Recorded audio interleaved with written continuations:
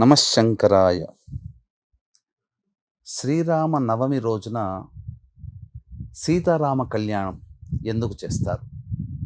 సాధారణంగా ఉండేటువంటిది, అందరికీ ఉండేటువంటి ఆలోచనే.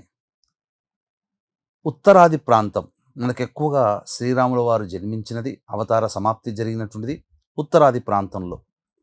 కానీ ఒక వేడుకగా, విజయోత్సవముగా, జన్మతిథి రోజున జరుపుకునే పుట్టినరోజు పండుగలాగా ఉత్తరాది ప్రాంతంలో చేసుకుంటే, మన తెలుగునాట మాత్రము ఈ యొక్క కళ్యాణం అనేటువంటిదే చేసుకుంటూ వస్తున్నాం. ఇందులో ఉన్నటువంటి ఆంతర్యం ఏంటి?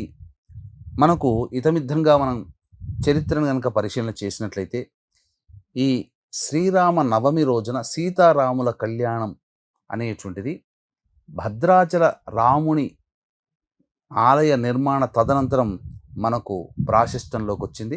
ఇది భక్త రామదాసుల వారు ఏర్పరిచినటువంటి విధానంగా మనకు తెలియవస్తుంది.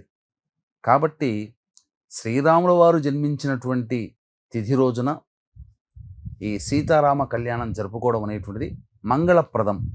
మంగళాకారుడైనటువంటి, పురుషోత్తముడైనటువంటి, ఆ దేవాది దేవుడైనటువంటి శ్రీరాముల వారిని స్తుతిస్తూ, అలాగే కీర్తిస్తూ ఆ స్వామివారి కళ్యాణం జరుపుకోవడం సకల శ్రేయోభిదాయకము, లోకానికంతా కూడాను మంచి జరుగుతుంది అనే ఉద్దేశంతోనే ఈ సీతారామ కళ్యాణం అనేటువంటిది మనకు ఈ శ్రీరామనవమి రోజునే చేసుకోవడం ముఖ్యంగా తెలుగునాట ఆచారంగా పల్లె పల్లెల్లో ప్రాంతాలలో కనిపిస్తుంది.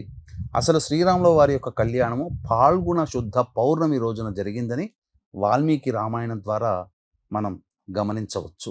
ఏప్రిల్ 2వ తారీఖు పౌర్ణమి తిథి ఉన్నటువంటి చైత్ర పౌర్ణమి తిథి రోజున మన పీఠమాధ్వర్యంలో సంవత్సరం అంతా నవగ్రహాల యొక్క అనుగ్రహం కలగడం కోసం నవగ్రహ పాశుపత హోమము, మృత్యుంజయ, సుదర్శన, లక్ష్మి లాంటి హోమాది కార్యక్రమాలు జరిపించి శక్తిపాతం చేసినటువంటి కరుంగలి మాల ఇవ్వడం జరుగుతుంది. అవకాశం ఉన్నటువంటి వాళ్ళు స్క్రీన్పై కనిపిస్తున్న నెంబర్కి కాంటాక్ట్ చేసి మీ గోత్రనామాదులు నమోదు చేసుకోవచ్చు.